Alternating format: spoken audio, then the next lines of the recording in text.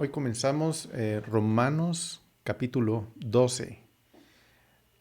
Solo voy a hacer una pequeña introducción de lo que ya hemos visto. Hemos visto un capítulo tan especial, tan lindo. Hoy toca Romanos 12.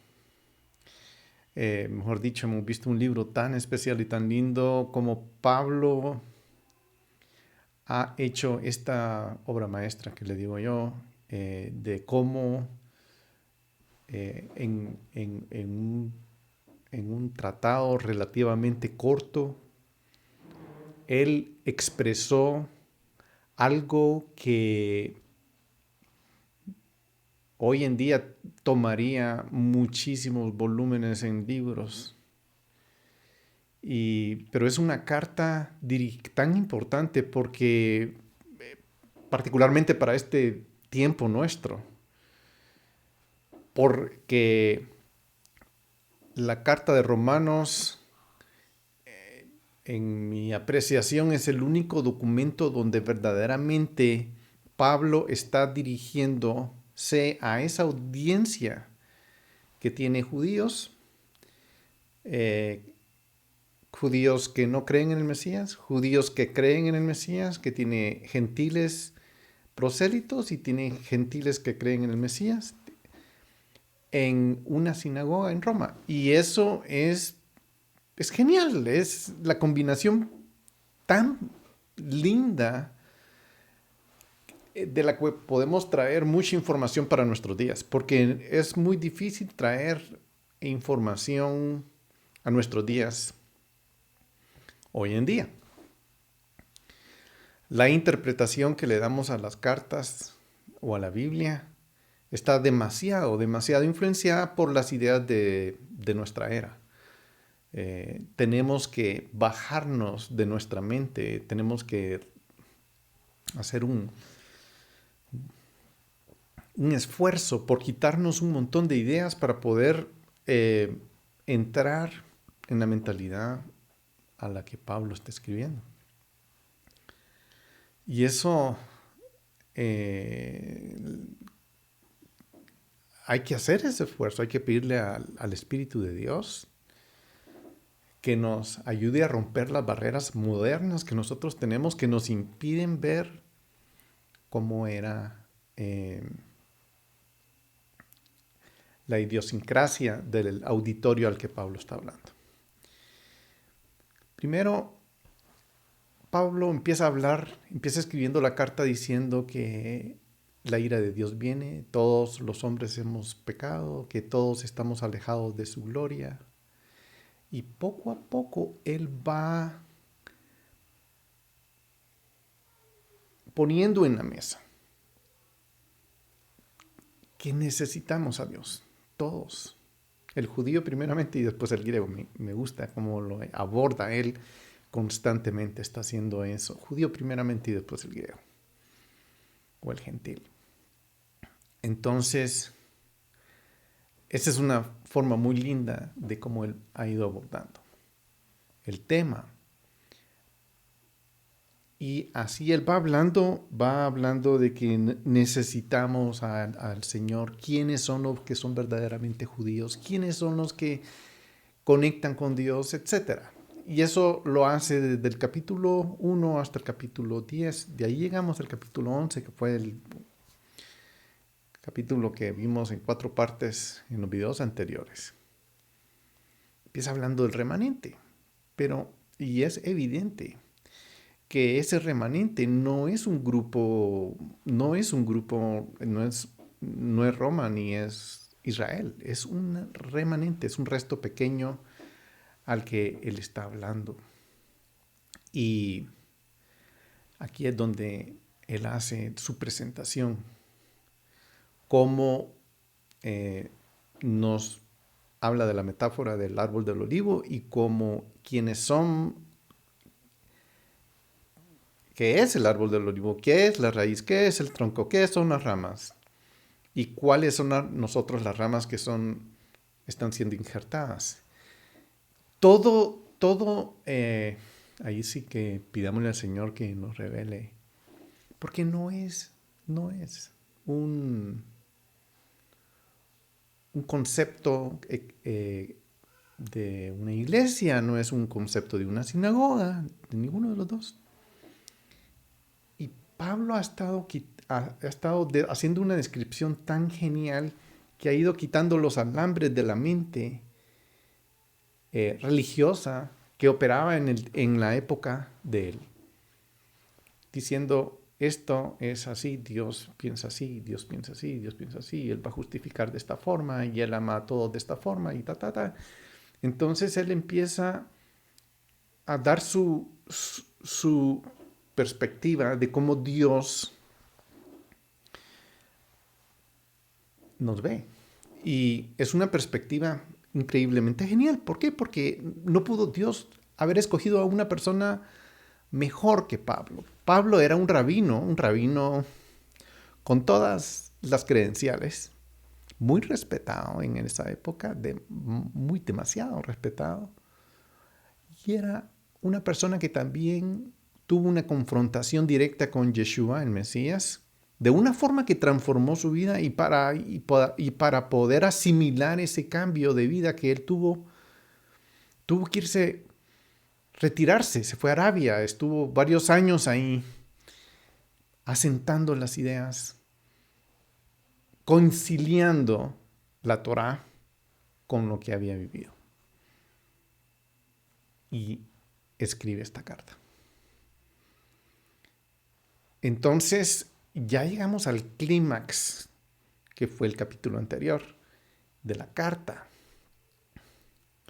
Ya llegamos, ok, nosotros somos parte de este árbol y este árbol, aquí hay una parte del remanente, aquí hay otra parte de este grupo gentil, aquí hay un grupo judío. El Mesías es el que ha armado todo esto. Y ahora empieza muy bien, ya estamos todos juntos. ¿Cómo vamos a vivir juntos? Y aquí empieza el capítulo 12. Pablo empieza a delinear muchas sugerencias de cómo vernos los unos a los otros, cómo ver a nuestros hermanos judíos, cómo ver a nuestros hermanos no judíos, cómo un judío debe ver a un no judío y cómo un no judío debe ver al judío. Y aquí él empieza a darnos esta parte de la historia que hoy mismo comenzamos, así que empecemos. Vamos al capítulo 12, versículo 1, ¿verdad? Que dice, por consiguiente, hermanos, os ruego, hermanitos lindos, ustedes que son estamos reunidos de varias ideas, Dios nos ha traído a este punto, Dios está cumpliendo la visión de Abraham, Isaac y Jacob, está cumpliendo la profecía de Abraham, nos está juntando a todos en este tiempo. Ahora, hermanos, os ruego por la misericordia de Dios que presentéis vuestros cuerpos como sacrificio vivo y santo, aceptable a Dios, que es vuestro culto racional. Es un capítulo increíble. Este inicia con un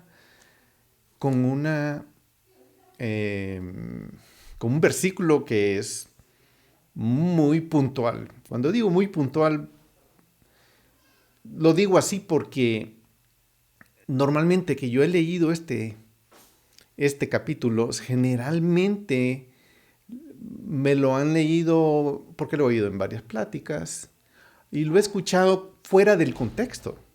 Pero veamos cuál es el contexto. Pablo está enseñando a caminar una vida de fe en la justicia de Jehová a través del Mesías, Yeshua. Y ahora vemos cómo vamos a abordar, se me pasó aquí el PowerPoint. Ahora vamos a abordar estos conceptos, a caminar en fe.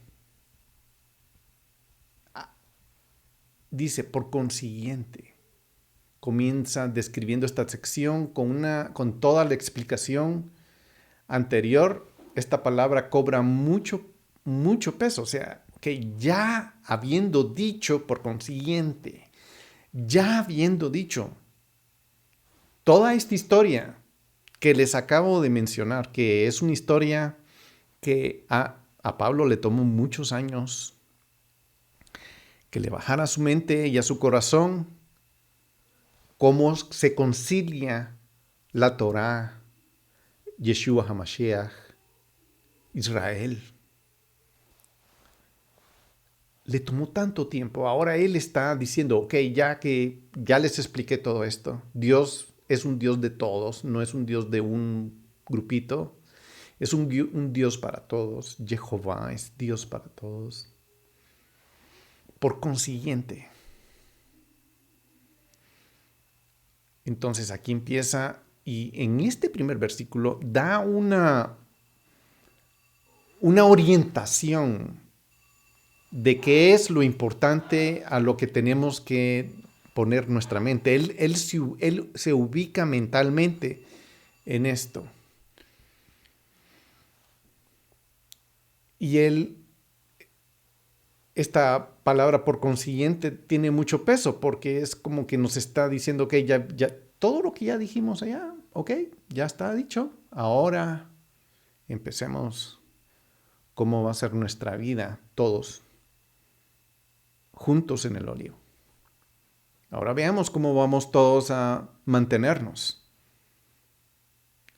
¿Qué es lo que nos va a mantener unidos en el árbol del olivo? Y este es el resto de la historia. Os ruego por las misericordias de Dios, porque en los capítulos del 9 al 11 Pablo ha mostrado que las misericordias de Dios perduran tanto para el judío como para el gentil, ya que ambos, judíos y gentiles, estamos siendo cubiertos por esas misericordias de Dios, por esa gracia inefable de Dios, con esa bendición. Es nuestra base esa gracia. Pero debemos obedecer a Jehová, no porque estamos obligados, sino porque debemos desarrollar un corazón en el que tenemos que experimentar su misericordia. Un corazón que quiere, por ejemplo, en Colosenses 3:12 dice, entonces como escogidos de Dios y santos, apartados, amados, ya que estamos en esto, y ya que Él nos ha escogido y hemos entrado en su gracia y somos parte de su remanente, entonces, amados, revistámonos de tierna compasión, bondad, humildad, mansedumbre y paciencia. Esta es una parte que habla en Colosenses 3:12. Ya Pablo nos está introduciendo a una idea espiritual que debe operar en nuestra mente, donde debe de operar la compasión, la bondad, la humildad, la mansedumbre y la paciencia. No como ya veíamos, como nos venía diciendo en el capítulo 11, que no fuéramos arrogantes. Tenemos que abandonar esa actitud de arrogancia que traemos porque creemos que sabemos todo. Entonces aquí Pablo ya empieza a introducir algo. Y él se basa en las misericordias de Dios. Os ruego por las misericordias de Dios. En 1 de Juan 4:19 dice, nosotros amamos porque Él nos amó primero. O sea, no somos, si ya llegamos a este punto, si ya somos parte del olivo, no es porque nosotros merecemos estar ahí. Simplemente porque hemos entendido cuáles son esas misericordias de Dios Y Él nos ha escogido para ser parte de ese olivo, tanto remanente como del pueblo judío como el pueblo gentil, cumpliendo la profecía abrahámica. Misericordias en plural no indica varios tipos de misericordia de Dios, sino responde a la palabra rahamim, que es misericordia o compasión en hebreo. Por eso dice misericordias, porque rahamim, Dios está lleno de misericordia. Y es como Pablo nuevamente, como siempre, va a la Tanaj a recoger el concepto de la Torah y nos lo trae. O sea, Pablo empieza ubicándonos en la Torah. Entonces, el primer punto es la compasión de Dios. Nosotros somos parte del olivo por la compasión y la misericordia de Dios. No hay otra razón. No es porque somos atinados, ni los de allá ni los de acá. Es por pura misericordia, porque entendemos lo que Él está haciendo y estamos aquí por pura misericordia. En Primera de Reyes 8:50 dice, y perdona a tu pueblo que ha pecado contra ti. Todas las transgresiones que hayan cometido contra ti, y hazlo objeto de compasión ante los que los llevaron cautivos, para que tengan compasión de ellos. Y hay otra escritura en Oseas 2:21 y dice, y sucederá que en aquel día yo responderé, declara Jehová, responderé a los cielos y ellos responderán a la tierra. Básicamente, lo que Dios nos está diciendo es que está trayendo su compasión, es una compasión que siempre ha tenido Él, siempre ha vivido en ella. Y eso es lo lindo. Pablo no está sugiriendo que hay un cambio de normas o un cambio de perspectivas de Dios. De aquí en adelante vamos a funcionar de otra manera. No, no, no, no, no, no, no. Él sigue en su camino, en su camino recto, que siempre ha seguido. Es un camino que comenzó y sigue hasta hoy. Isaías 43:3 dice, escuchadme, casa de Jacob, y todo el remanente de la casa de Israel, los que habéis sido llevados por mí desde el vientre y cargados desde la matriz. Esta palabra me gusta mucho porque en la última parte donde dice que Él nos ha cargado desde la matriz, esa palabra, matriz, es rahamim, es la misma misericordia de Dios. Dios nos ha traído a lo largo a los hombres, o nos ha traído a toda la historia, nos ha traído a Israel y a nosotros a través de su misericordia. Todos hemos sido expuestos a esa misericordia. Entonces Pablo nos hace ver la unión con Dios no a través de servidumbre, miedo, sino por un amor voluntario apegado a su justicia. Nos atrae su dulzura de esa gracia en la que en nosotros encontramos nuestra salvación y en la que hemos podido alcanzar misericordia. Matriz, hemos nacido en la misericordia de Dios. Hemos sido llevados, hemos sido traídos a su matriz de misericordia y hemos nacido de nuevo. Al mismo tiempo nos reprocha la ingratitud que habiendo recibido tanta bondad de un Padre que no nos esforzamos nosotros en dedicarnos por completo a Él. O sea, Pablo está haciendo eso. Nos exhorta. Pero en este contexto, la palabra conlleva más que una mera exhortación o palabra de aliento. También tiene una base de autoridad, porque Pablo, como apóstol de Yeshua, recomienda que esta acción a sus lectores como hermanos. No solo es para considerar. O sea, aquí recuérdense que hay una diversidad de personas las que está la audiencia, que Pablo a todos los trata como hermanos. Y eso es muy importante. De nuestro lado, voy a decir de este lado occidental, la palabra hermanos es muy, tal vez, no sé si decir mal usada, pero es muy light, muy ligera. Aquí Pablo está hablando que tenemos que considerarnos, ver cada uno de los que ya mencionamos, como no somos como hermanos. Y que debemos venir a nosotros como la palabra que viene a Dios a la que debemos someternos. Y esta exhortación de Pablo es que, y aquí viene algo muy interesante, que también si consideramos el contexto lo vamos a entender de una forma distinta como siempre lo hemos leído. Y esta es la exhortación que Pablo lanza. Que presentéis vuestros cuerpos como sacrificio vivo y santo. Muy bien. Esta frase es un tanto difícil para la mentalidad occidental. Porque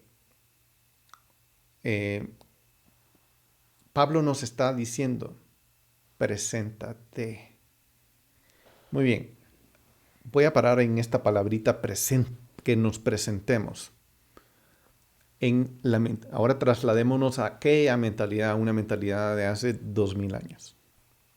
Presentarme a aquella mentalidad es distinto a presentarme hoy en esta mentalidad.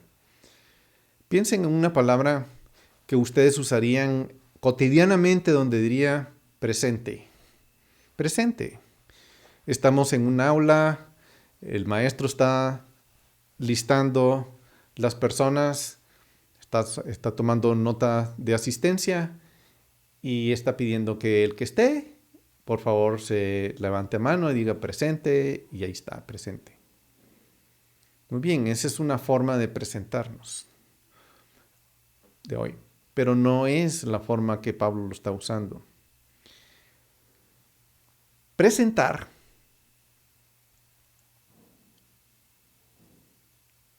algo en aquella época, esta palabrita era presentar mi ofrenda al templo.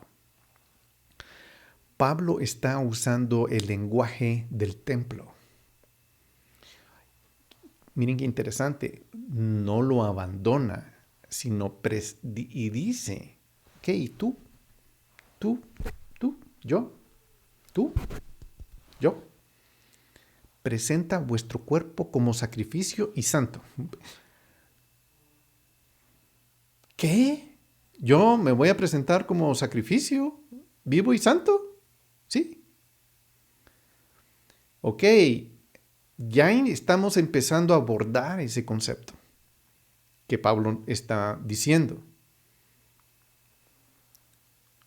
Normalmente yo llevo una ofrenda al templo para que sea presentada por mí, en mi nombre, en vez mía. En vez de que yo sea presentado, yo llevo una ofrenda. Y esa es la forma en que yo me presento delante de Dios. Eso es muy interesante.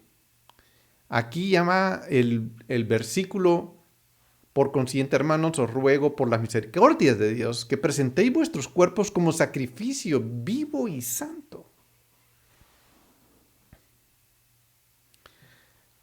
Punto número 1. ¿Qué pasa cuando yo voy con una ofrenda, la presento al sacerdote,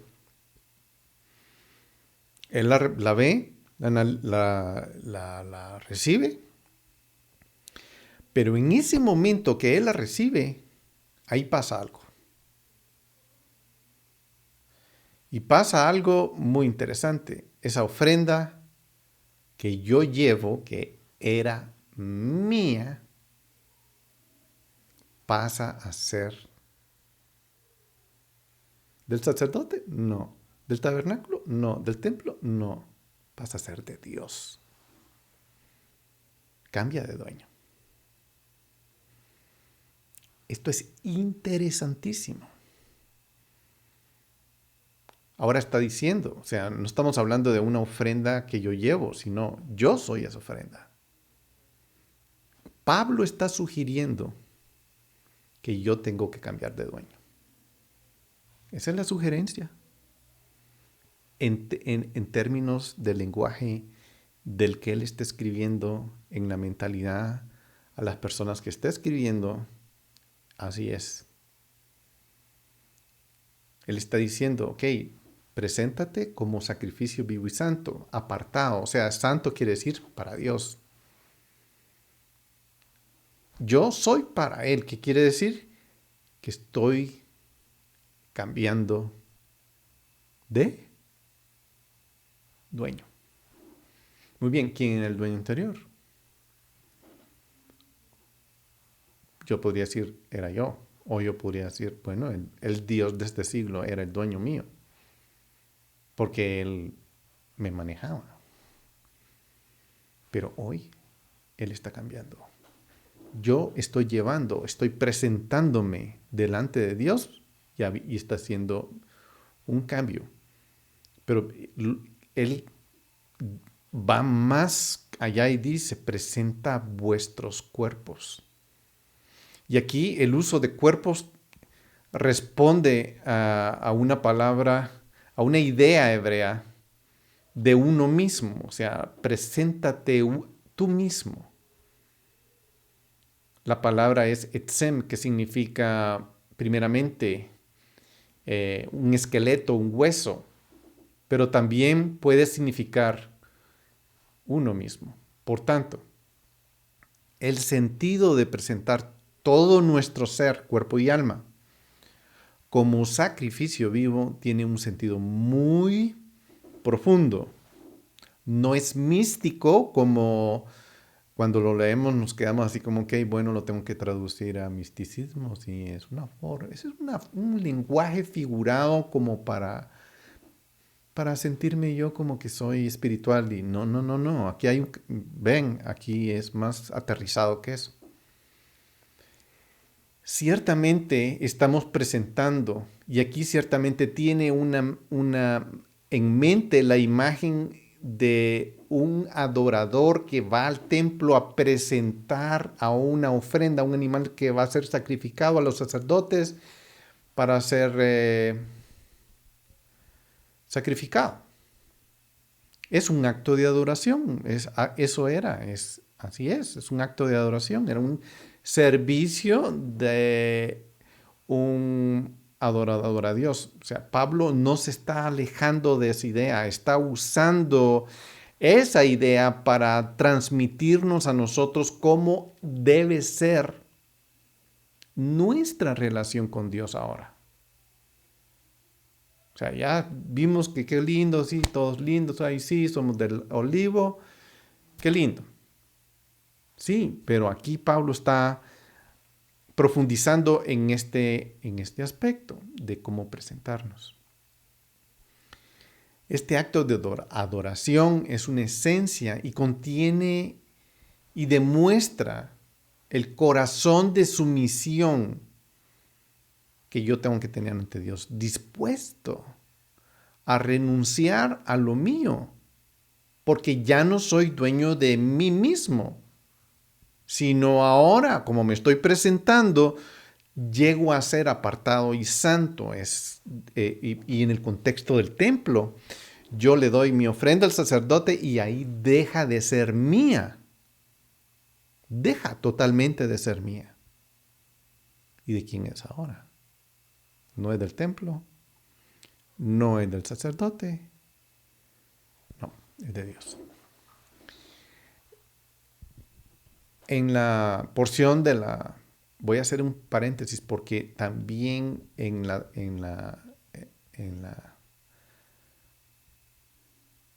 la Tanaj, en el Antiguo Testamento, en Éxodo, sucede una cosa similar. Viene Moisés, saca al pueblo de Egipto, lo lleva por el Mar Rojo, pasan todo, ustedes conocen la historia, llegan al monte Sinaí. Cuando están en el monte Sinaí, Dios se aparece. Es el momento más sacudido de la historia de la humanidad cuando Dios pone los pies en la tierra. Es el único momento en que pasa eso. Dios se revela, el cielo se abre como en el Apocalipsis, un libro se abre y Dios aparece. Da su Torah. Moisés está ahí, recibe, la gente adora a Dios. Dios propone matrimonio a su pueblo y dice, sí, queremos, lo haremos. Hacen un pacto, y eso muy poca gente lo ve, pero en el capítulo 24 de Éxodo, que es la continuación de la historia del capítulo 20, hacen un pacto de sangre con los rollos con la revelación de la Torah. Inmediatamente después hay un pacto de sangre, donde ellos están diciendo, haremos todo lo que Él diga. En otras palabras, me estoy presentando delante de Él y estoy diciendo, haremos todo lo que Él diga. No lo que yo diga, lo que Él diga. ¿Sí? Así es. Lo mismo está pasando aquí. Increíblemente, en el capítulo, creo que 21 de Éxodo, no voy a poner 21 o 22. 21 es. Moisés empieza a leer la primera ley. ¿Cuál es esa primera ley de Éxodo? La primera ley, que es la ley de los siervos y los esclavos. Qué casualidad. Como que si Pablo también, Dios también tenía la misma idea de que teníamos que cambiar de dueño. Pareciera, ¿verdad? Entonces, Éxodo 21 empieza a decir, si compras un siervo hebreo, te servirá 6 años, pero el séptimo saldrá libre sin pagar nada.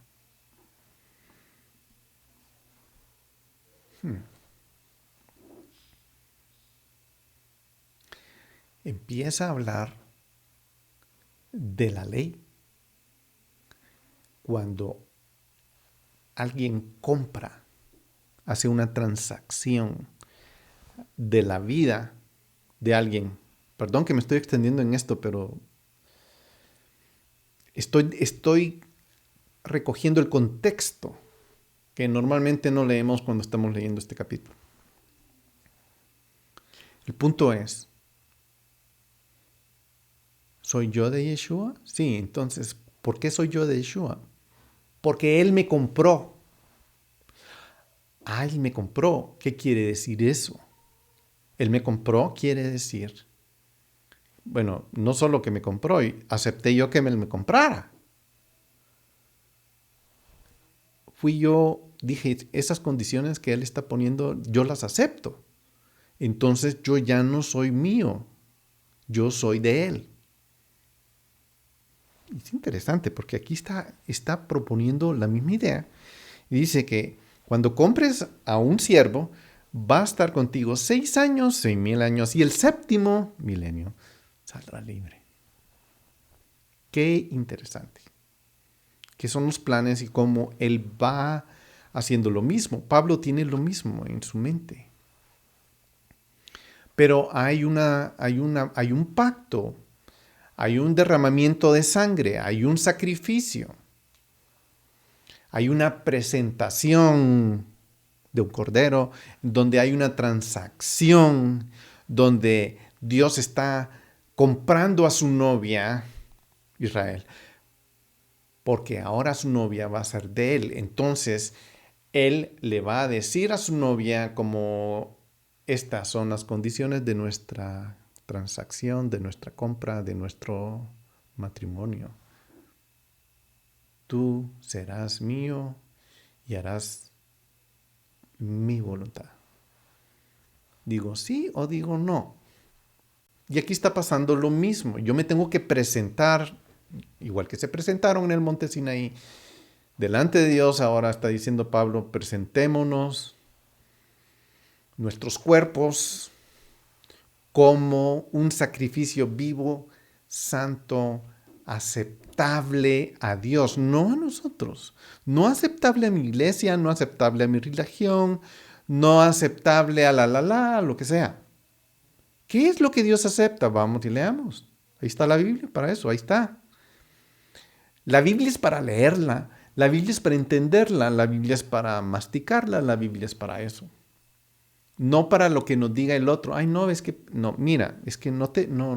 Tienes que escoger, aquí te paso yo un papelito y ahí están puedes poner tu dirección, tu teléfono, tu celular, tu correo electrónico y ¡voilá! Eres miembro. Ok. Ok. Pero esto no es lo que Pablo está hablando. Este acto aquí hay una especie, en esa presentación hay un acto de adoración, hay una esencia que contiene una sumisión a Dios y una disposición mía de renunciar a la manera en que yo vivía, que es lo que estuvo hablando en el capítulo 1, 2, 3, no solo para al judío primeramente y después al gentil. Y en este acto de adoración en que yo me estoy presentando delante de Dios al servicio, como siervo al servicio, me estoy volviendo esclavo, Él me está comprando. Sí, Él me está comprando. Entonces yo me estoy volviendo a su servicio. No al servicio local, sino al servicio de Dios. Y por supuesto, no quiero denigrar a la congregación local, sino donde yo tengo que poner mi ojo y mi corazón, que es en la palabra de Dios. Esa es la responsabilidad de cada uno de nosotros, incluyendo los líderes. Entonces, teniendo en mente este contexto, Pablo continúa mostrando que el camino del creyente es total sumisión a Dios en todo. Ok, ¿cómo me voy a someter a Él? Eso ya lo vimos en los primeros capítulos. Ahora que ya estamos sometidos, ahora vamos, ¿cómo vivimos ahora que estamos juntos? Ya estamos en el arca, ¿no? Ya estamos en la salvación, estamos en el olivo somos parte del olivo. ¿Cómo vamos a convivir dentro del olivo, dentro de la esencia de la misericordia de Dios? Entonces, algunos gentiles que pudieron haber comenzado una actitud de arrogancia a sus compañeros judíos en el olivo, incrédulos, porque eso era lo que Pablo tenía, que cuidadito, ustedes chiquitos gentiles, no se vuelvan arrogantes, no se vayan por... Y eso lo dice con mucha autoridad. Porque nuestros compañeros judíos necesitan ayuda y ustedes le van a ayudar. Porque ustedes se van a someter al señorío de Dios, a su reino. Ese sometimiento va a ser tan bonito que los va a convencer a ellos. Y no hubo sometimiento. Es más, la vida misma de la fe es una sumisión voluntaria a la perspectiva de Dios en asuntos tanto personales como corporativos. Por lo tanto, presentarnos nosotros mismos como un sacrificio vivo a Dios reconocemos fácilmente que no somos dueños de nosotros, sino que pertenecemos a Él. El sacrificio se presentaba en el templo.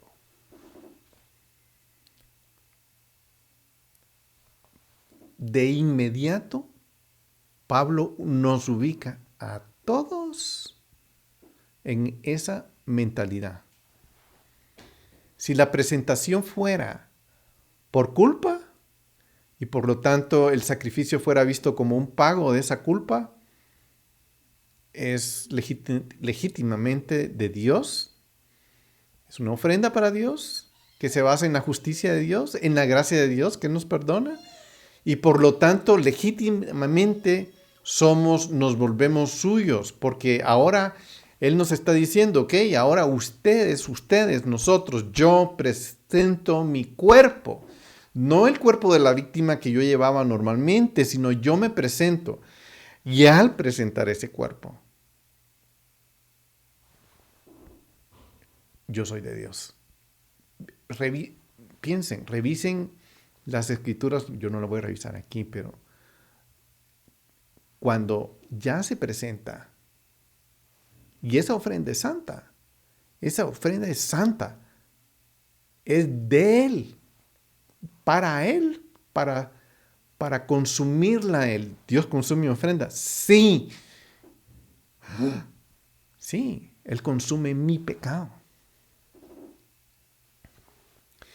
Y esta es la imagen del sacrificio.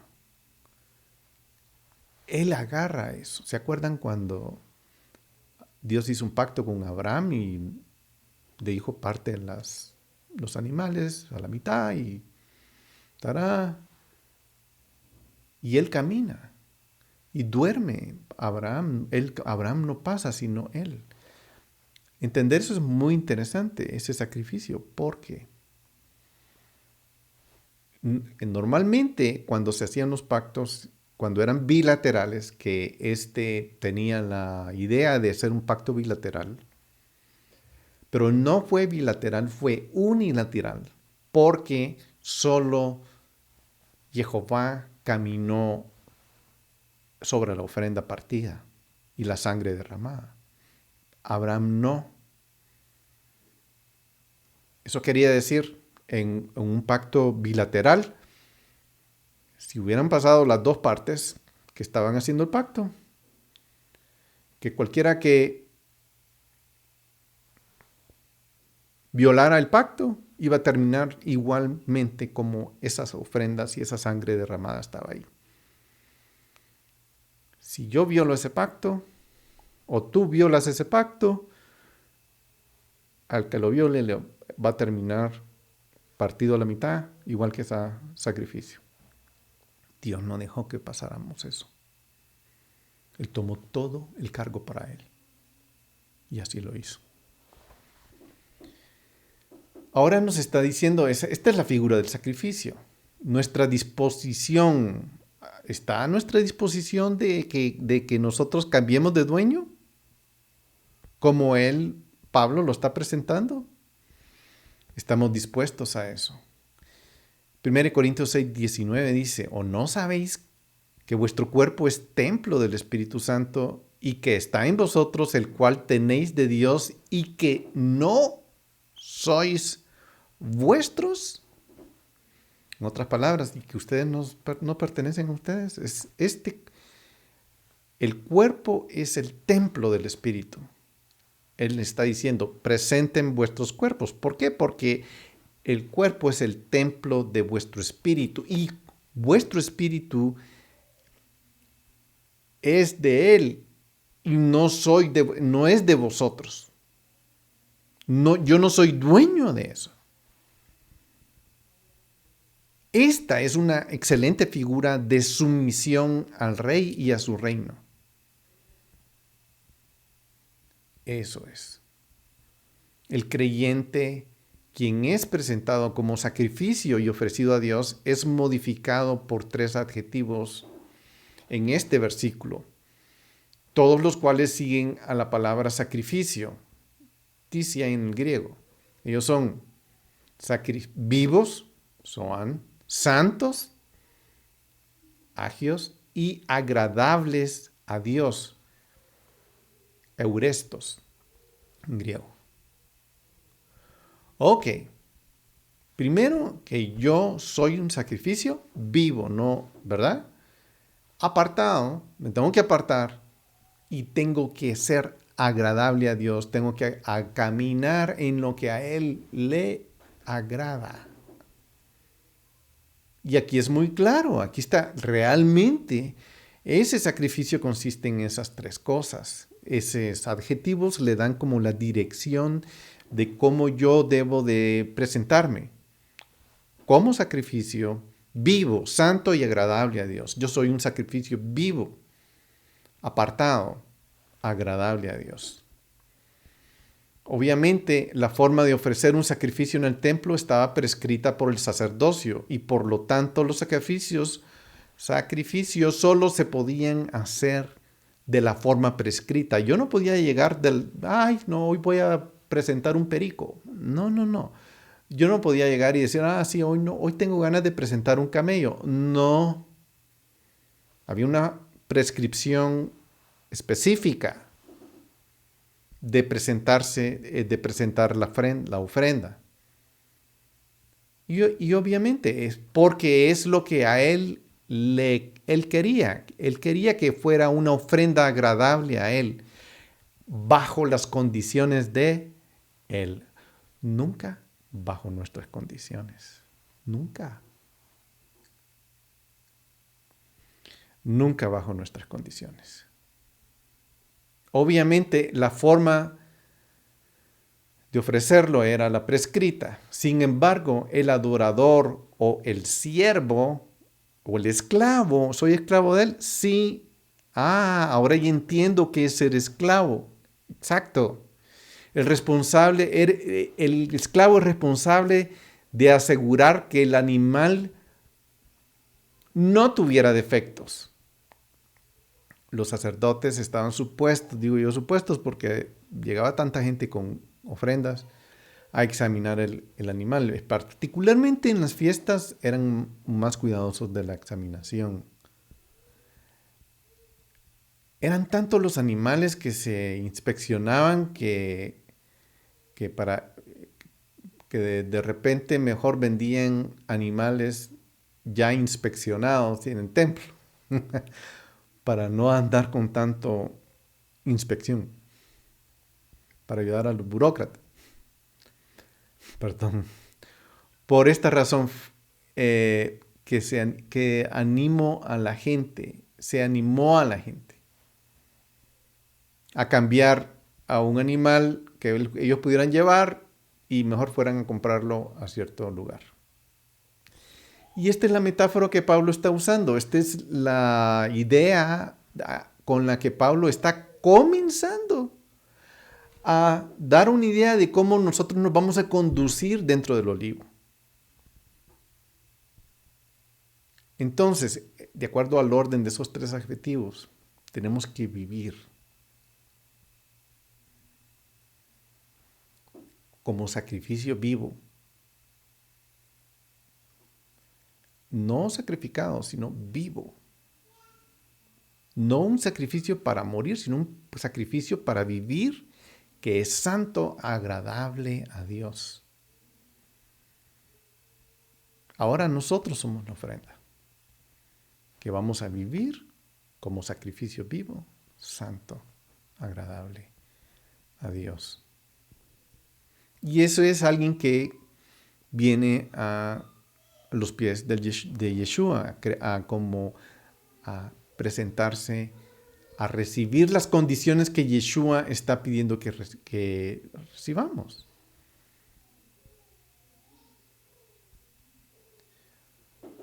Viviendo una vida nueva. De eso se trata una vida nueva. Vida nueva quiere decir, ok, vivía de una forma, ahora tengo que vivir de otra forma.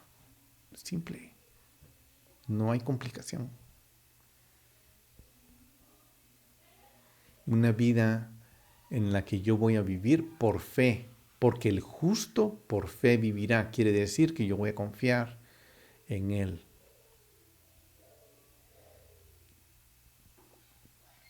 hemos sido sepultados con Él por medio del bautismo de la muerte, a fin de como Cristo resucitó de entre los muertos para gloria del Padre, así también yo resurja en vida nueva, en novedad de vida, a vivir una vida nueva. Así también nosotros debemos considerarnos muertos al pecado, pero vivos, como sacrificio vivo al Mesías Yeshua. Y por lo tanto, como nos estamos presentando como un sacrificio vivo a Yeshua, también presentamos nuestros miembros, nuestro cuerpo, los miembros de nuestro cuerpo al pecado como instrumento de iniquidad. No lo vamos a hacer así, sino que nos presentaremos a vosotros mismos, a Dios, como vivos entre los muertos y vuestros miembros a Dios como instrumentos de justicia. ¿Qué instrumentos de justicia? Cuando hablamos de eso es la voluntad de Dios, la Torá, lo que Él nos pide que caminemos. Porque si vivimos conforme a la carne, moriremos. Pero si vivimos conforme al Espíritu vivo que nos hace vivir y nos hace morir a las obras de la carne, entonces viviremos. Y esa es la acción voluntaria que Pablo está diciendo, que hagamos algo que sea santo, vivo y agradable a Dios.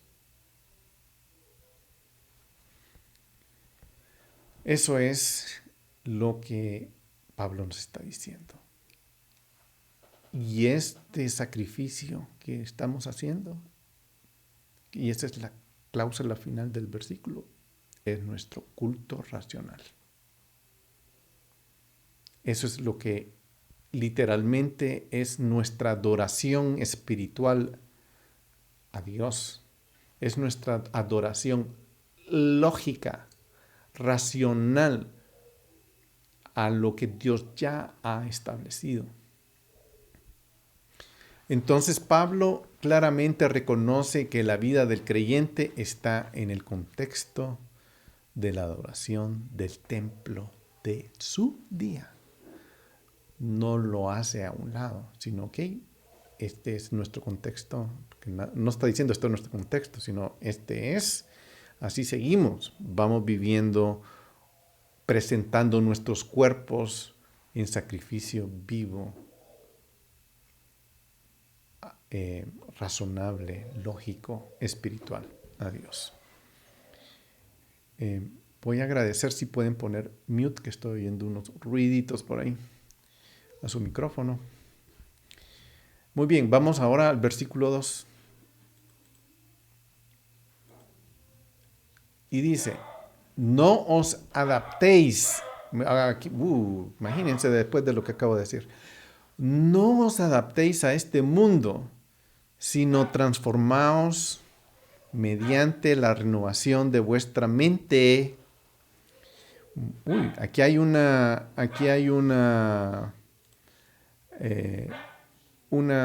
cosa muy interesante. Dice, transformaos mediante la renovación de vuestra mente para que verifiquéis cuál es la voluntad de Dios, lo que es bueno, aceptable y perfecto. O sea, como dijimos anteriormente, yo soy un sacrificio vivo, santo, aceptable a Dios. Entonces, soy vivo, santo y aceptable a Dios. ¿Qué quiere decir eso? ¿Qué quiere decir lo que es bueno y aceptable y perfecto? Numerosos estudiosos sugieren que las dos palabras, que adaptación, que nos adaptemos y que seamos transformados, metamorfo, deben distinguirse en que la primera palabra se refiere a las experiencias externas, mientras que la segunda se refiere a cambios internos. Pero un estudio de los términos tal como se usan en los escritos apostólicos muestra que podría funcionar también como sinónimos. Y lo más probable es que así sea. Por tanto, algunas versiones usan conforméis, no os conforméis. Aquí dice no os adaptéis. Y seamos transformados para mostrar que las dos palabras tienen una conexión interna en el uso de la época de Pablo. O sea, es evidente, totalmente evidente. Por supuesto, estoy hablando para los que les gusta profundizar. No vamos a conformarnos y vamos a ser transformados. Vamos a adaptar nuestra mente, vamos a transformar nuestra mente, no vamos a dejar que nuestra mente sea conformada al mundo, a la era de Pablo y por supuesto a nuestra era. Más ahora que nuestra mente está siendo transformada de una forma grotesca, global, grotesca y increíble. Y aquí Pablo nos está diciendo no se sometan al mundo, sino que a Él, a Yeshua, a nuestro Mesías. Pero para eso tenemos que transformarnos, para eso tenemos que cambiar nuestra mente. Tiene que haber una motivación interna en nuestro corazón que se manifieste en las cosas externas de nuestra vida. Su punto es que debemos involucrarnos tanto en protegernos contra la conformidad de la perspectiva de la era, o sea, no volvernos como el mundo dice que nos volvamos. De hoy en adelante todos van a decir FMDHQ324.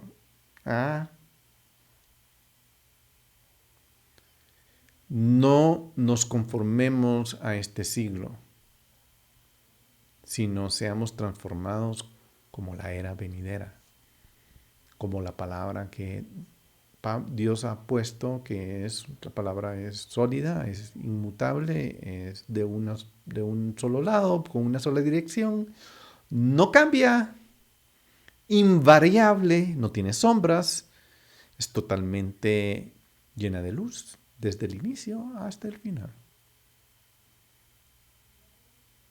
La conformidad con el mundo debe detenerse. Un momento, el mundo me está pidiendo que me conforme al mundo. ¿Por qué? Mientras que la transformación de acuerdo con los caminos de Dios debe ser una realidad continua. La vida de santificación no es algo que termina en un instante, sino que dura toda la vida. Y eso lo debemos reconocer porque esa es nuestra base en nuestra vida. Hay una batalla para lograr la santidad. El mundo no me ayuda con eso. Hace batalla para que yo no sea santo. Hace batalla para que yo no me aparte. Hace batalla para que no me transforme yo de acuerdo a la voluntad de Dios. La tradición misma genera conformidad sin reconocimiento. Podemos conformarnos a esta era como una cosmovisión, como nos está diciendo, miren, ahora vamos a hacer así. Cuidado. La palabra de Dios llega a través de nosotros, a través del Espíritu Santo, del Ruach HaKodesh, del Espíritu de Dios que desafía nuestra mente para que nosotros no seamos conformados a esta era, a este siglo, a este mundo, sino que levantemos nuestros ojos y veamos más allá como Yeshua nos enseña. La Biblia no se puede perder. Los conceptos de la Biblia no se pueden perder. Porque es la palabra de Dios, la que el Espíritu usa en la vida de todo creyente para lograr conformarnos a la mente de Yeshua. Porque es la Biblia la que contiene la revelación específica del carácter y de la voluntad de Dios. Entonces, la transformación que Pablo está sugiriendo es una renovación de nuestra mente. Por eso digo, cuidado con los que quieren renovar nuestra mente, los que nos quieren cambiar la mentalidad. Porque lo más seguro son lobos vestidos de ovejas. Quieren alejarnos del Mesías. La palabra mente no se refiere en un sentido filosófico puro, es decir, como una búsqueda intelectual. La mente como el lugar de la toma de decisiones morales y la formulación de todo lo que nosotros podemos ver y percibir, responde al corazón en el lenguaje hebreo. Como tal, tanto el saber como el hacer, Shema, ahí donde es el saber como el hacer como el saber. Por eso Shema Israel. Escucha Israel. Pero este saber y hacer es un verbo, es saber y obedecer. Yo tengo que transformarme a eso, a saber y obedecer. No es interpretar. Esta obra de renovación es la que lleva a cabo el Espíritu, pero el creyente no es pasivo en ella. El Ruach es el que ilumina las Escrituras, el Espíritu de Dios es el que nos lleva a las Escrituras para poder entenderlas y trae su significado divino al corazón. Sin embargo, el creyente debe dedicarse al estudio de las Escrituras. Una vez más, Pablo presenta el proceso de santificación que a lo largo de la Biblia está una y otra vez el proceso de santificación no cambia. Como una sinergia, como esa santidad que yo busco, es un esfuerzo coordinado entre Dios y yo. Los dos ponemos de nuestra parte para hacer esa transformación. Igual que el arrepentimiento. No puede haber arrepentimiento con una parte. Tienen que estar dos partes involucradas. Él y yo. Dios y yo. Yo me arrepiento ante Él. Y Él ve y me perdona. Para arrepentirme necesito ser perdonado. Porque si me arrepiento y no soy perdonado, no llego a ningún lado. Es una parte, es una parte doble. Pero yo ahí Dios, estoy delante de Él arrepintiéndome y Él por el otro lado me dice, ok, veo tu sinceridad y te perdono. Punto. Tú eres perdonado. Eres perdonado. Ah, gracias. Ahora puedo verificar cuál es esa voluntad de Él. Lo que es bueno, aceptable y perfecto. Entonces ahora, obviamente, yo salgo de esa gran comunicación que yo tuve con Dios, donde yo le digo perdón y Él me perdona. Y créanme, en el espíritu es como que si me pusiera un sello de perdonado, pero no es un perdonado, ok, hijito, te perdoné, vuelve y puedes hacerlo otra vez. No. Tengo que ser transformado para verificar cuál es esa voluntad de Dios, lo que es bueno, agradable y perfecto. Yo debo de mantenerme en ese camino. El Espíritu me va a dar testimonio de eso. Y si no yo la agarro por otro lado, no va a pasar el perdón. El Espíritu no va a venir a morar en mí. Y yo sigo siendo dueño de mí mismo. Entonces, la voluntad de Dios es la que revela a sus escogidos. Él sabe quiénes son, Él sabe quién no son. En términos y planes de salvación, Él los ha escogido, su voluntad es segura, llena de misericordia, su base es su misericordia, pero está ocultada a aquellos que no la aprecian, que no confían en Él y que ellos quieren ser siendo dueños de ellos mismos. Lucas 10:21 dice, en aquella misma hora, Él se regocijó mucho en el Espíritu Santo y dijo, te alabo, Padre, Señor del cielo y de la tierra, porque ocultaste estas cosas a los sabios y a los inteligentes y las revelaste a los niños. Sí, Padre, porque así fue de tu agrado. A ti te agrada eso.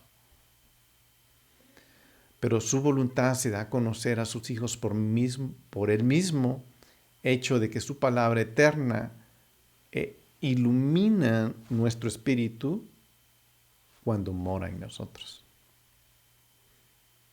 La palabra dokimazo, que se traduce verificar, en otras traducciones lo ponen como aprobar. Verificar es algo que es discernir su autenticidad y probar algo que se pone a prueba. Muy bien, yo soy un cajero, he sido entrenado para recibir billetes grandes. Me pagan con billetera grande y yo verifico su autenticidad y lo pongo a prueba. Cuando yo me presento a Dios, Él verifica mi autenticidad y me pone a prueba. Porque Él me quiere tomar para Él, apartar para Él, vivir para Él, haciendo su voluntad. Primera de Tesalonicenses 4:3 dice, porque esta es la voluntad de Dios, que vuestra santificación, es decir, que yo me aparte, que os abstengáis de inmoralidad sexual. Yo me santifico. Y si yo no lo hago, no soy de Él. Punto. Así de sencillo. Esta voluntad de Dios de que su pueblo sea apartado para Él se demuestra que es genuina cuando, de hecho, están tan apartados que siguen caminando bajo la luz de Dios. Ezequiel 36:20 dice, cuando llegaron las naciones a donde fueron, profanaron mi santo nombre, porque de ellos se decía, estos son el pueblo de Jehová y han salido de su tierra. Pero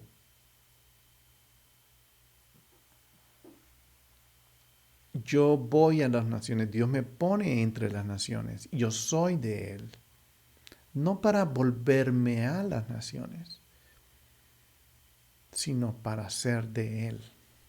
Yo estoy aquí, se me está ofreciendo cualquier tipo de ideas para que yo me las coma como una manzanita en el jardín del Edén o como una fruta, un animalito ahí ofreciéndome que no me voy a morir.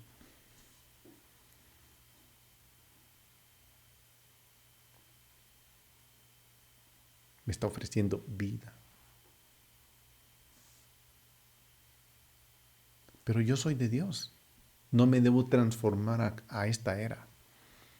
La voluntad de Dios era que Israel debiera morar en la tierra que Dios le dijo que morara y que ahí viviera. Pero fue disperso. ¿Por qué fue disperso? Porque desagradó a la voluntad de Dios. La voluntad de Dios se modifica en este versículo con 3 adjetivos: bueno, aceptable y perfecto. bueno es más probable que aquí se entienda como moralmente bueno, pudiendo ser una buena descripción de la congregación en Roma. Aceptable.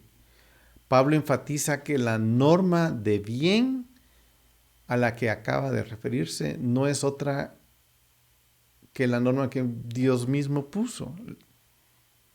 La bondad en la que se refiere a la voluntad de Dios no es antropocéntrica, no está centrada en nosotros, en los hombres, sino está centrada en Dios. Es aceptable, porque el único aceptable es el Mesías. La palabra perfecto significa íntegro y completo.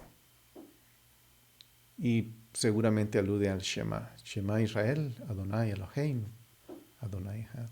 Oye Israel, Señor es tu Dios, el Señor uno es. Y amarás a tu Dios con toda tu alma, con toda tu fuerza y con todo tu corazón.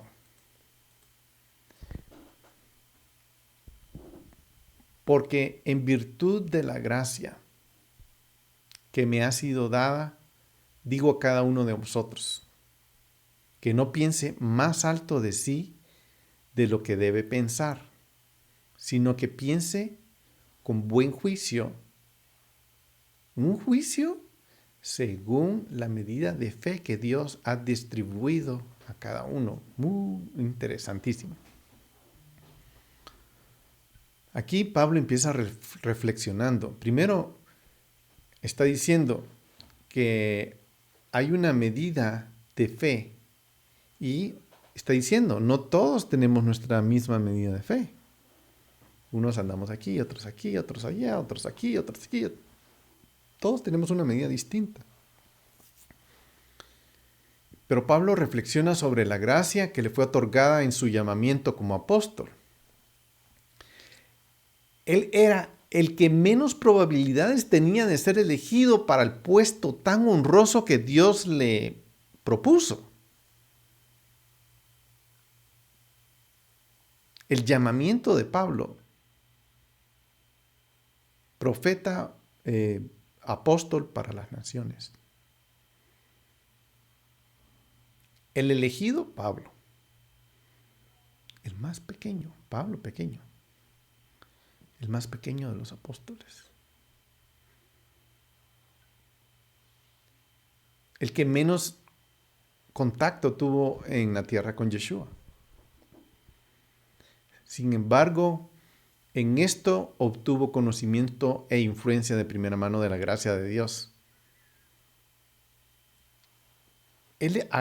Señor, a él le plació a Dios, le plació, para él fue aceptable, para él fue un buenísimo plan tomar a un súper rabino, súper ortodoxo para llevar a cabo este plan.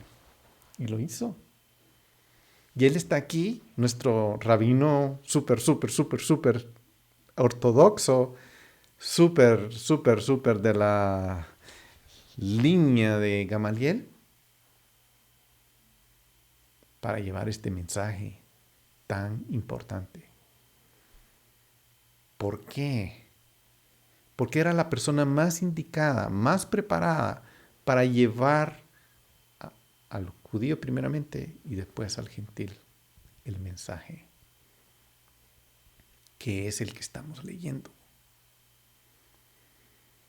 La apertura ¿por qué? En otros versículos se traduce, pero yo os digo. Conecta esta exhortación de esta virtud de la gracia que le fue dada a él, la conecta con los primeros dos versículos. La necesidad de que el que busca a Yeshua se ofrezca a sí mismo como sacrificio vivo se puede practicar ante todo en la vida de humildad hacia los demás.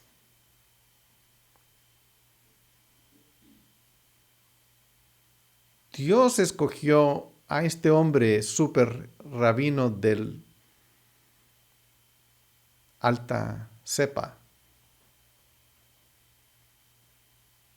para llevar a cabo este trabajo tan importante para no perder de vista lo que no hay que perder de vista, que Él nos está describiendo aquí, no perdamos de vista. Y conecta que debemos ser sacrificio vivo. El hecho de que Pablo se dirija a mí en primera persona dice, o sea, que dice, digo, afirmo, mantengo, exhorto, ordeno. Muestra su voluntad de exhortar, incluso de ordenar a sus lectores con este llamado a la humildad. Esta forma de expresión era una característica rabínica común cuando se enseñaba la halajá o las interpretaciones autorizadas de un texto. Así hablaba un rabino. Yeshua hacía lo mismo. Pero yo os digo,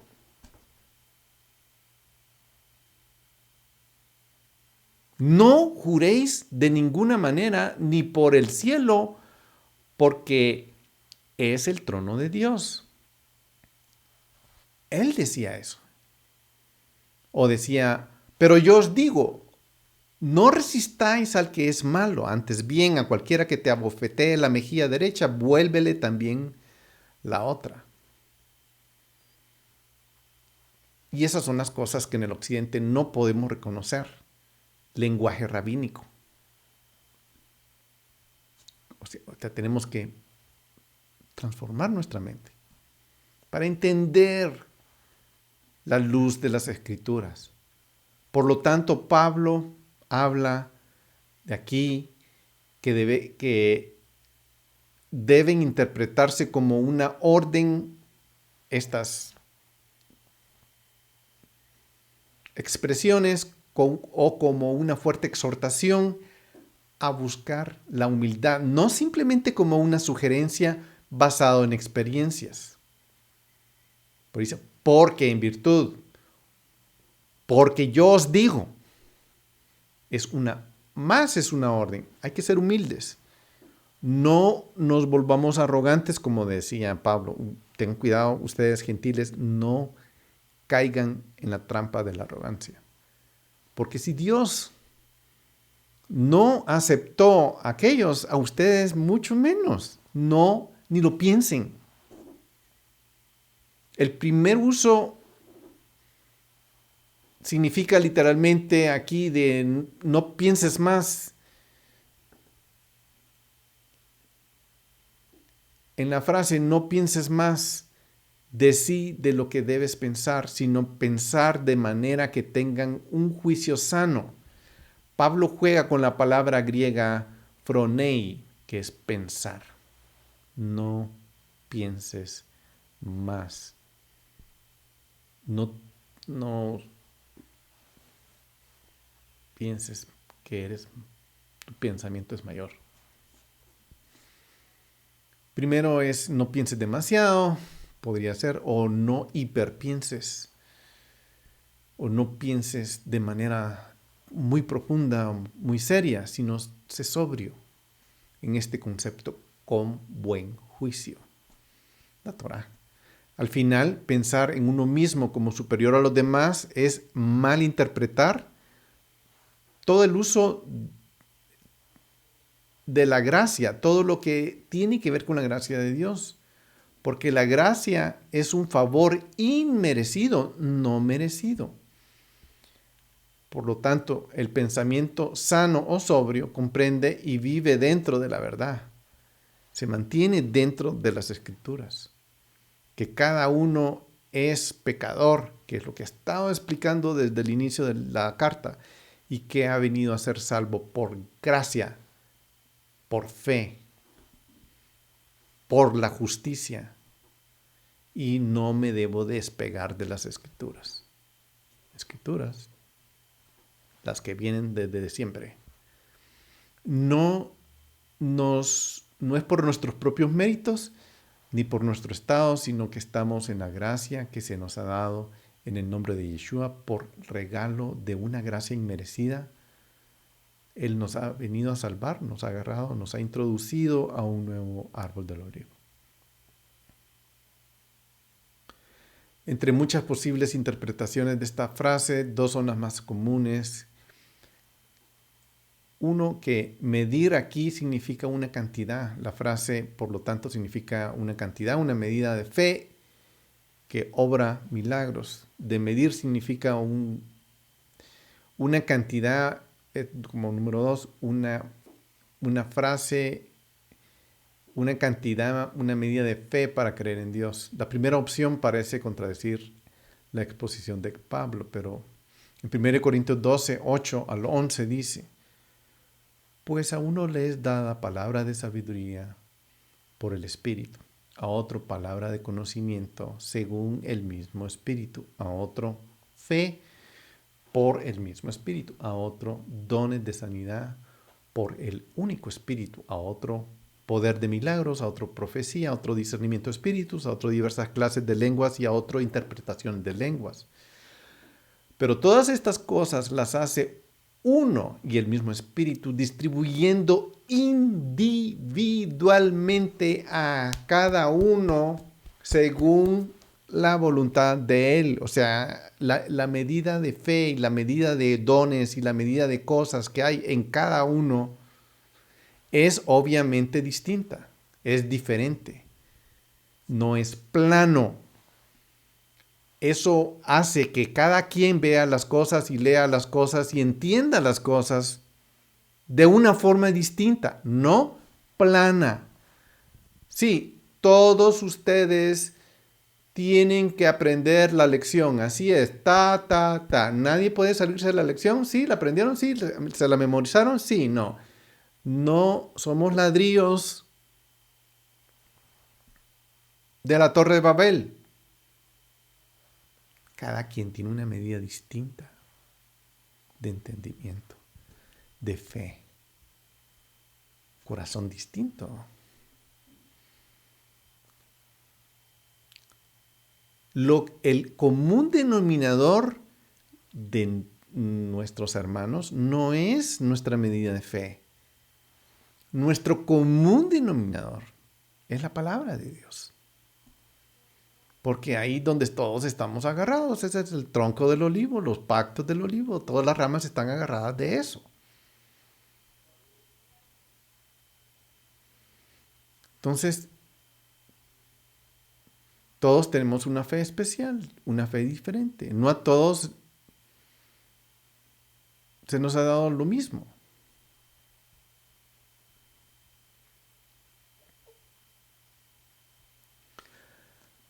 Una objeción aún más sería que ambas interpretaciones que se parecen socavar más que apoyar la tesis principal de Pablo aquí, a saber que cada uno podría pensar de sí mismo como menos de los demás. Porque si la medida de fe significa el don de hacer milagros o la capacidad de confiar en Dios, entonces es claro que alguien con mayor medida se consideraría a sí mismo sobre la base de tener una mayor medida de fe por encima de aquel cuya medida era menos. Pero así no funciona. Pablo aquí está diciéndonos que todos recibimos la medida de fe como Dios la obró en nosotros, para que nos aferremos a la obra salvadora de Yeshua que hemos recibido como el Salvador prometido. Y en esto encaja perfectamente con el argumento de Pablo, ya que cada uno debe considerarse a sí mismo sobre la base de fe que se le ha concedido para creer. La fe concedida a todos los que están en el cuerpo del Mesías. Y debemos considerarnos unos a otros. Segunda de Corintios 10:12 dice: porque no nos atrevemos a contarnos ni a compararnos con algunos que se alaban a sí mismos, pero ellos, midiéndose a sí mismos y comparándose consigo mismos, carecen de entendimiento. Cada uno tiene una medida única Somos únicos, especiales. Nuestra común denominador con todos es la palabra. Volteamos a ver la palabra, la leemos y nos sujetamos a ella. Pero yo no voy a hacer lo que el otro hace. O yo no voy a imitar al otro. O yo no voy a ser del otro.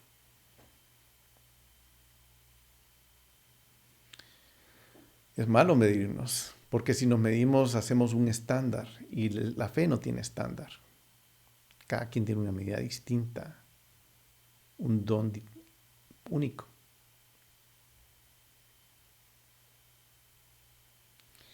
Por medirnos así todos pecamos, porque requerimos el juicio, necesitamos el juicio de la cruz para nuestra salvación. Y también somos los objetos del amor de Dios que lo impulsó a llevar a cabo la muerte de su Hijo por nosotros, porque por gracia Él nos salvó.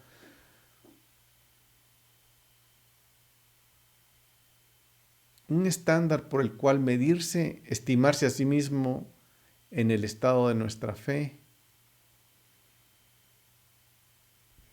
es lo que Dios nos ha dado a cada uno. Es Él. Y todos tenemos que crecer en Él, crecer en el Mesías. Versículo 4. Pues así como un cuerpo, tenemos muchos miembros, pero no todos los miembros tienen la misma función. Así nosotros, que somos muchos, somos un cuerpo en el Mesías e individualmente miembros los unos de los otros. ¿Qué me hace ser miembro yo del cuerpo?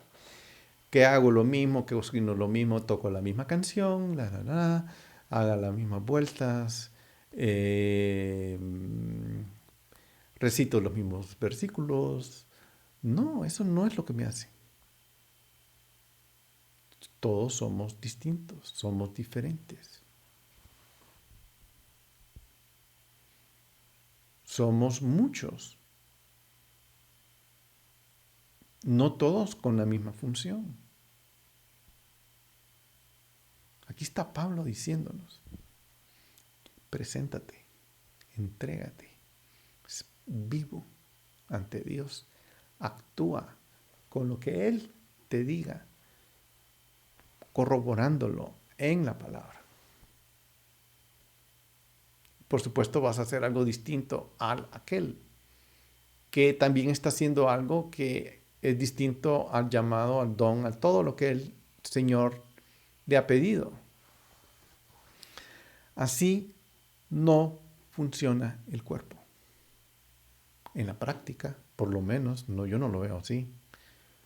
Todos hacen lo mismo, todos se levantan, todos se sientan, todos aquí, todos allá.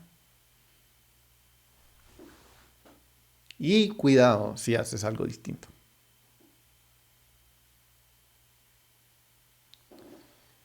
Sí. Creo que no hay mucho que explicar. Vamos al versículo 6. Pero teniendo dones que difieren según la gracia que nos ha sido dada, usémoslos. ¿Qué? Usémoslos.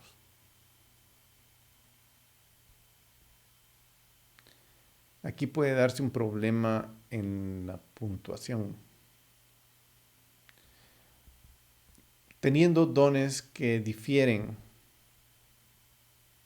según la gracia que nos ha sido dada, dones diferentes. Tenemos dones diferentes según la gracia que nos ha sido dada. Si el don de alguien es de profecía, que lo use en proporción con su fe.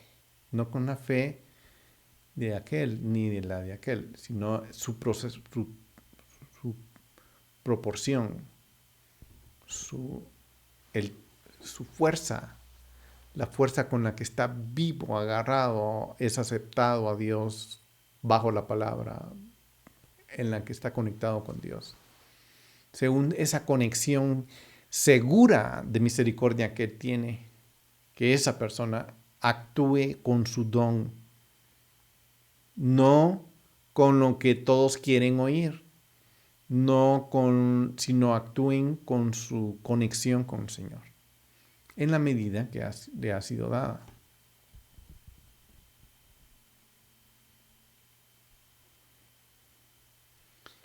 Esta lista que va a comenzar a dar de diferentes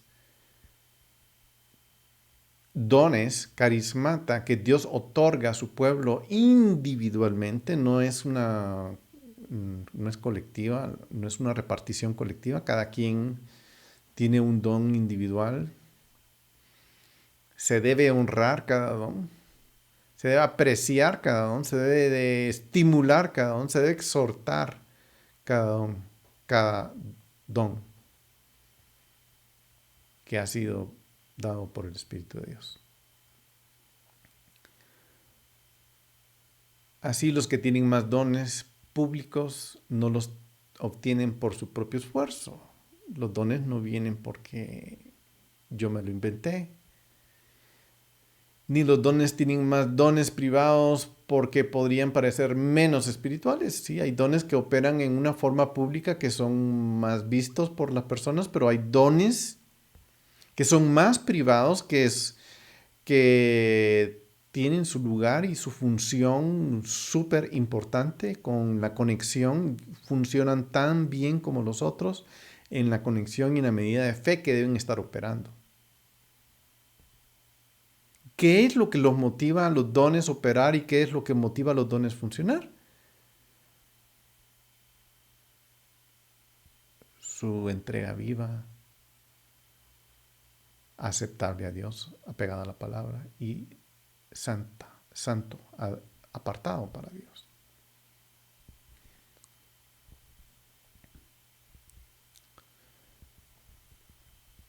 Aquí vamos a comenzar a hablar un poco acerca de los distintos dones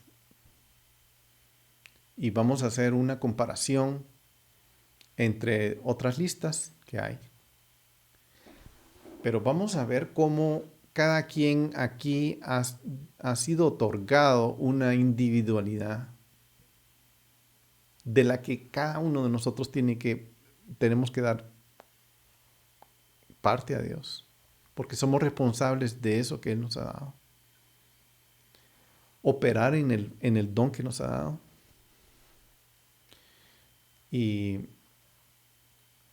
Pero no voy a seguir adelante porque creo que no me va a dar tiempo para terminar.